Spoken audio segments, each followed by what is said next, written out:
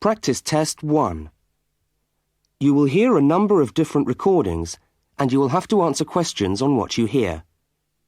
There will be time for you to read the instructions and questions, and you will have a chance to check your work. All the recordings will be played once only. The test is in 4 sections. Write all your answers in the listening question booklet. At the end of the test, you will be given 10 minutes to transfer your answers to an answer sheet. Now turn to section 1 of your question booklet.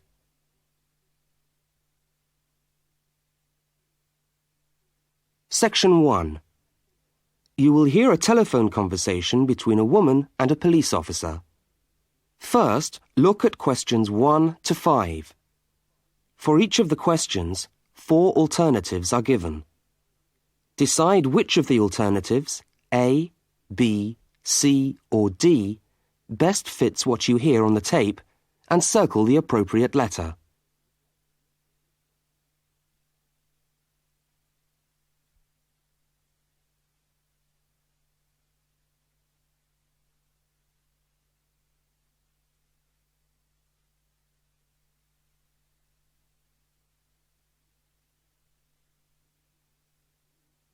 You will see that there is an example which has been done for you.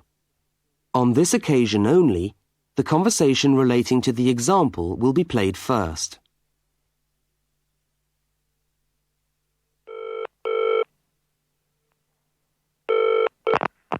Good evening, City Police Station. Can I help you? Oh, hello. I'd like to report a stolen briefcase, please. Just a minute and I'll put you through. The woman says she wants to report a stolen briefcase, so A has been circled. Now we shall begin. You should answer the questions as you listen, because you will not hear the recording a second time. Now listen carefully to the first part of the conversation and answer questions 1 to 5.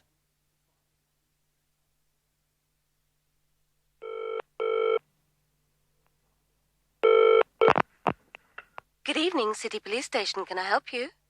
Oh, hello. I'd like to report a stolen briefcase, please. Just a minute and I'll put you through. Lost property, can I help you? Oh, yes. I've had my briefcase stolen. Okay, I'll take some details. Tell me what it looks like, first of all. Well, it's a soft leather one, not a heavy box type like a man's. And how does it close? It's got buckles at the front, 2 of them. They're gold-plated ones. Fine. Was it locked? No, I'm afraid not. Never mind. Any distinguishing features? Pardon? Any marks or badges on it that make it stand out? Only the brand name. And where's that? It's on the back, at the bottom in the left-hand corner. It's saggy. Oh, and there's a scratch. It's quite bad, but small, directly above the brand name. I did it recently, putting it on my bike. Right, got that. So, what did you have inside the briefcase? Well, all my papers from college. It's so frustrating, but thank goodness for computers. I haven't lost them completely. Yes, you're lucky. I had my wallet in my pocket, so I didn't lose that. But there were also my pens, which I got for my birthday, and a novel I was planning to read on the train. Right. Where exactly did you lose the briefcase? Well, I couldn't believe it. I was standing on the platform. It was right next to me. You were holding it? I'd just put it down on the floor, but I could almost feel it beside me. I was watching for my train because sometimes it comes early, and then next time I looked, my briefcase wasn't there. And what time was this? It must have been about 5:20. No, a bit later. I'd say 5:30 because it was just getting crowded and the train normally comes at about 25 to 6. Before they continue their conversation, look at questions 6 to 10.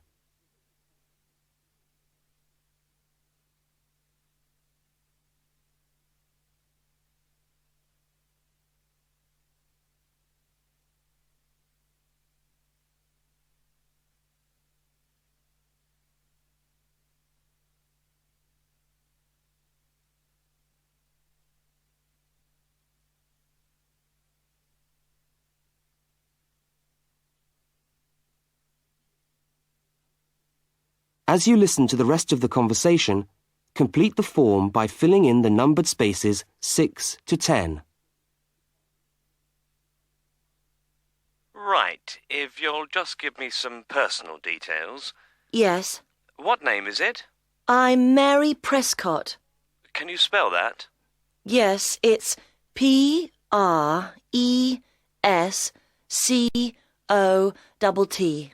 And your address? Flat 2, 41 Fountain Road, Canterbury. Fountain Road. Yes, number 41.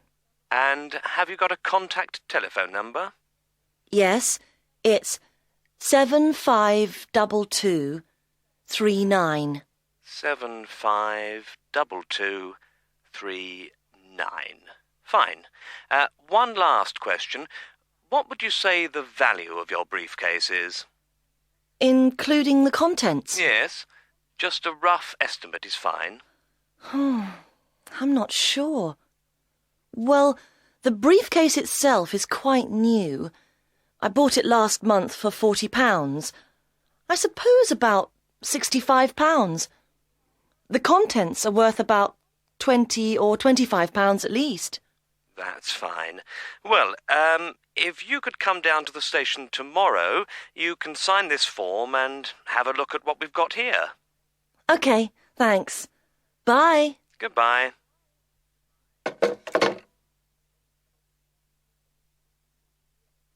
That is the end of section 1. You now have half a minute to check your answers.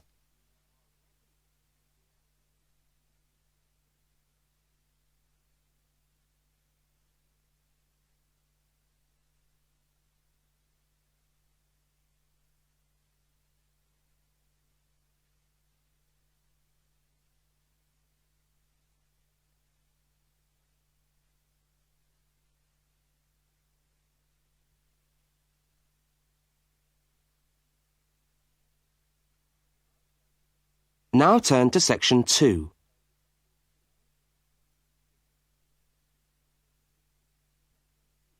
Section 2.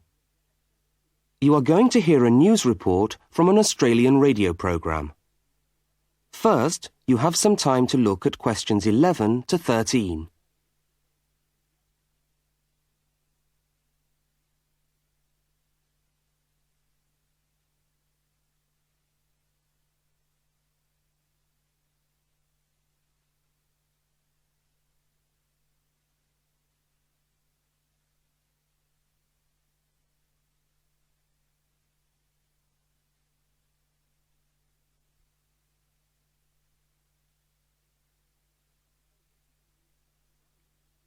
Now listen to the news headlines and tick the 3 other items which are mentioned.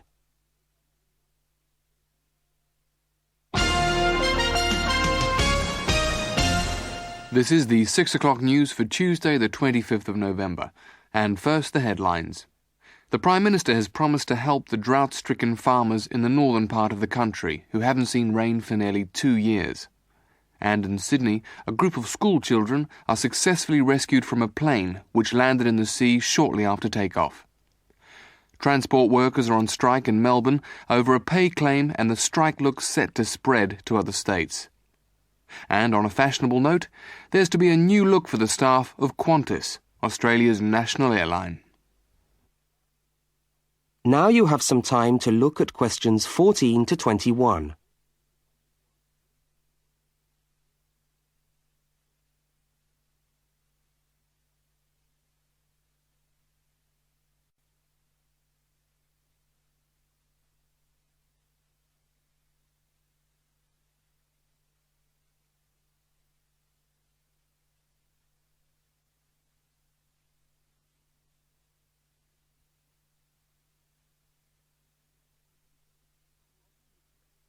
As you listen to the rest of the news, complete the notes in the spaces provided.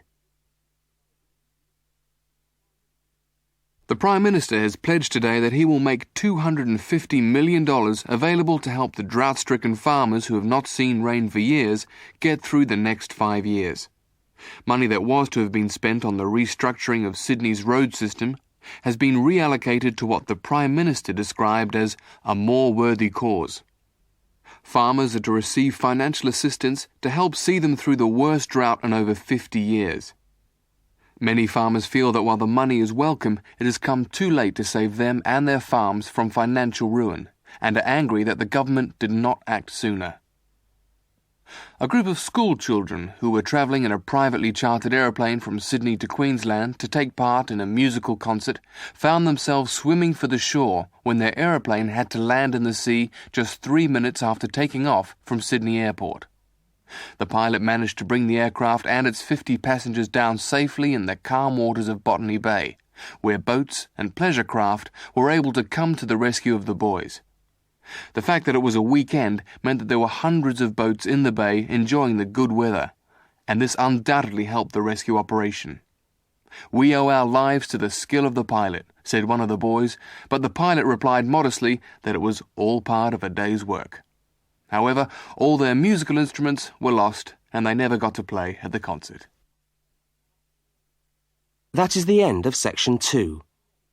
You now have half a minute to check your answers.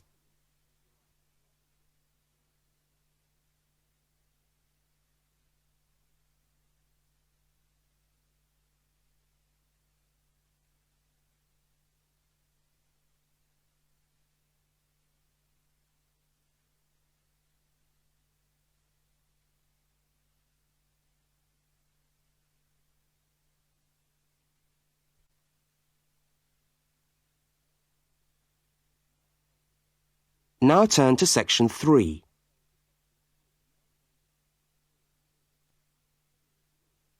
Section 3. In this section, you will hear a conversation between a university student and a university lecturer. Look at questions 22 to 25. For each of the questions, 4 alternatives are given. Decide which of the alternatives best fits what you hear on the tape and circle the appropriate letter.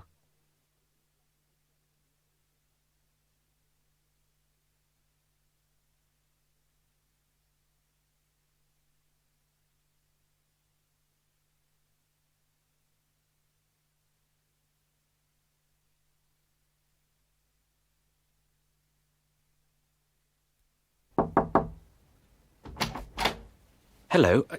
Can I come in? Oh, yes, come in. How can I help you? I was looking for the economics office. I've been all over the arts faculty building looking for it, but I could only find the School of Accounting and Economic History. Is this the right place? Yes, this is the School of Economics. Oh, good. I'm a new student, and I was wondering if someone could give me some information. Well, I might be able to help. I lecture on that programme. What do you need to know? Well, quite a few things, actually. Firstly, how many lectures a week do I have to attend? Well, the Economics 1 course is a double unit, so there are 2 lectures a week and 1 tutorial. Oh. The lectures are scheduled for Tuesday and Thursday. What time? Let me see. This information is all in the handout, which you should have received yesterday at the orientation meeting. Was there a meeting yesterday? I didn't know about that. No one mentioned... Yes, there was. But never mind. Now, lectures are at 4 in the afternoon. 4's a bit late. I've got a part-time job that starts at 4:30. Well, you can't be in 2 places at once, can you? And attendance at lectures is necessary. We expect at least 90% attendance at this university, you know. 90%? That's high. Do they enforce that rule? Yes, we do. We're pretty strict about it, actually. And what times have been set down for the tutorials? Do you have that information?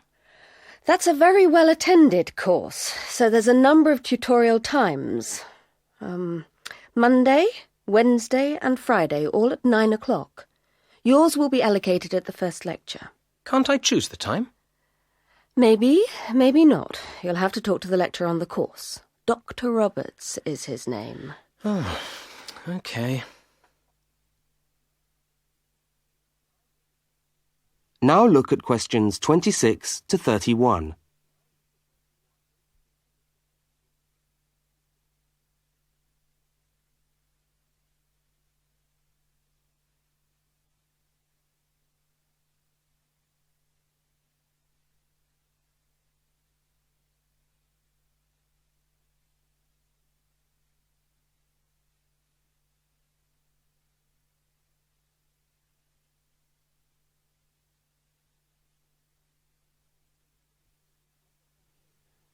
As the conversation continues, complete the notes in the spaces provided. Anything else I can help you with while you're here? Well, yes, actually. Do you know what the course requirements are? I mean, how much work is expected for this course? Well, you have to complete a tutorial paper. What does that involve? Well, it's a piece of work on a given topic based on some set reading texts. You'll have to give a small talk to your tutorial group. Oh, how long does that have to be? Oh, about 25 minutes usually. I have to talk for 25 minutes? Yes, that's right. And then you have to write up your piece of work and give it to the lecturer to be marked. Right. And is that all? No. You also have to complete a 3,000-word essay on a topic. Can I choose the topic? Yes, usually you can. Right. That shouldn't be too bad. And in addition to that, there is an exam. An exam? What sort of exam? Well, it's an open book exam. Does that mean I can have the textbook with me during the exam? Yes, that's right. And can you give me any idea about the content of the first year of economics, so that I can get into some reading? Well, you'll be getting the reading list next week when lectures start. All the books are in the library. Yes, but won't everyone else take them out as soon as they get the reading list too? Well, yes, they might. But most of the important ones are held in closed reserve.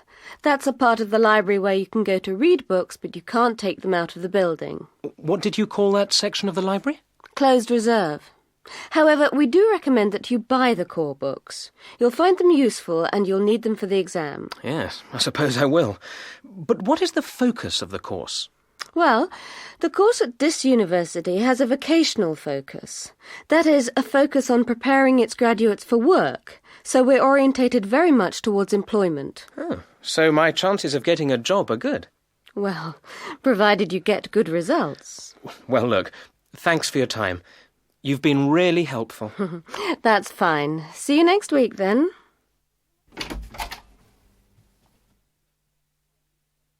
That is the end of section 3.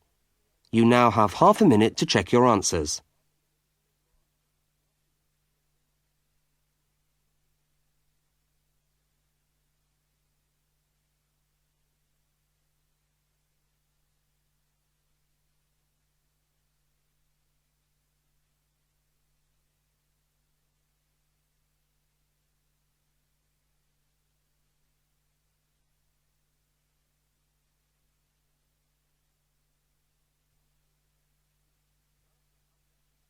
Now turn to section 4.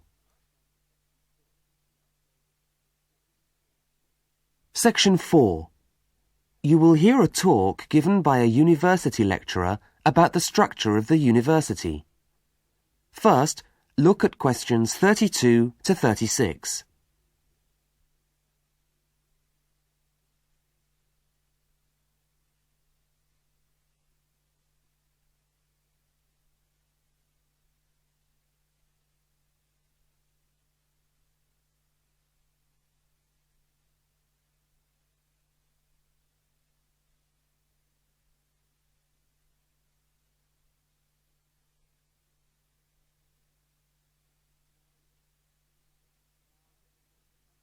Now listen and answer questions 32 to 36. This is the main bit of the university. Oh, he's the lecturer. Good morning and welcome to the University of Westlands. My name is Marcia Mayhew and I'm the coordinator of the Bachelor of Social Science degree. This morning I'd like to tell you about the structure of the university and about some of the requirements of the degree that you're about to enter. The Bachelor of Social Science is in one faculty within the university. That is the faculty where I work, known as Arts and Social Sciences. Here on this campus we also have the faculties of Architecture, Law and Science and Technology, among others. It's important to know something about the structure of the faculty because as you go through your course, you may need to call on members of the staff to help you. At the top of the faculty, we have a dean, and below the dean, we have 3 divisions. Each division has a divisional head, and your degree is located in the Division of Social Sciences. Within each of the divisions, there are the departments, and each of these offers the different degrees. For instance, two of the departments which offer the major subjects for your award are sociology and psychology. Each has a departmental head, but for practical purposes, the people you are going to see the most of are myself as coordinator of the social sciences degree and the actual lecturers who are teaching the subjects that you are taking.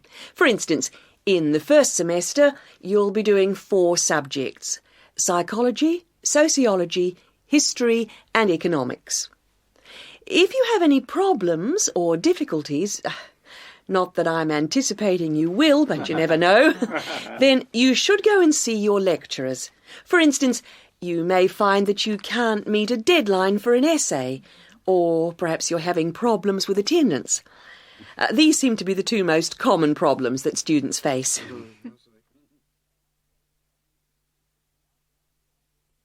Now look at questions 37 to 41.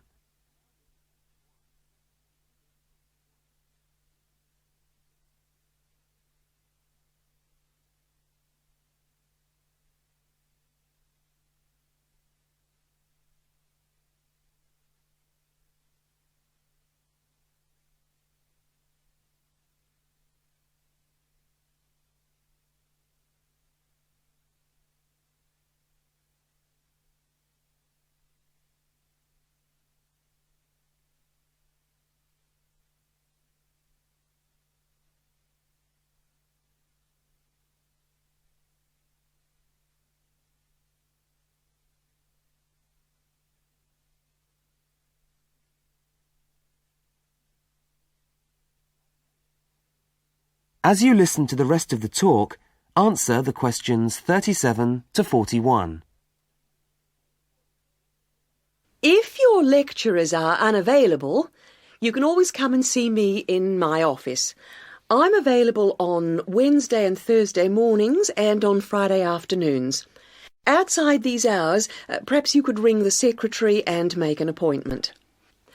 Now, you'll note all of the subjects which you undertake in the first year are composed of lectures and tutorials.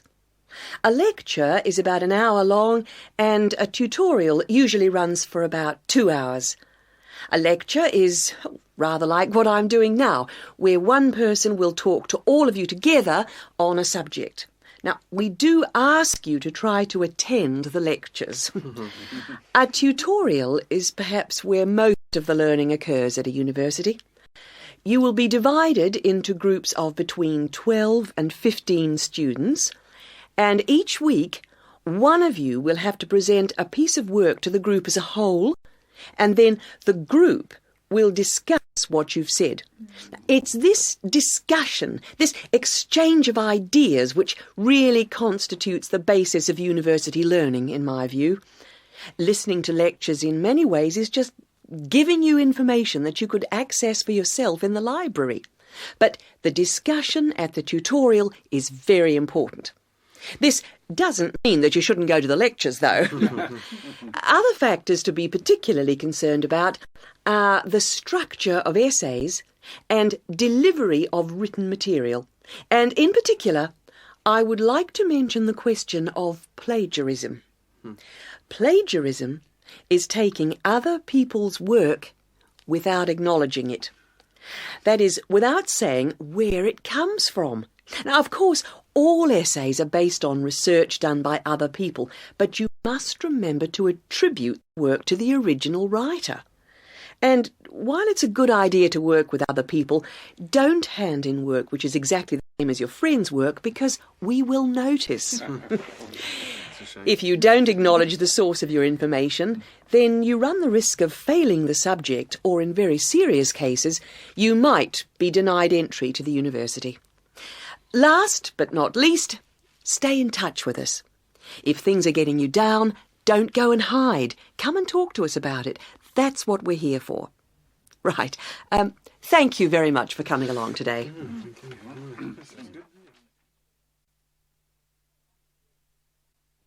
That is the end of section 4. You now have half a minute to check your answers.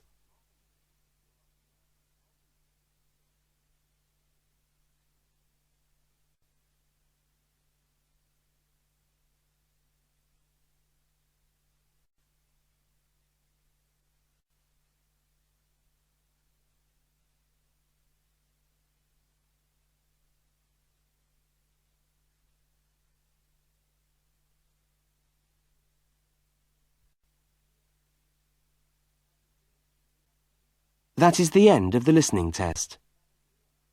You now have 10 minutes to transfer your answers to the listening answer sheet.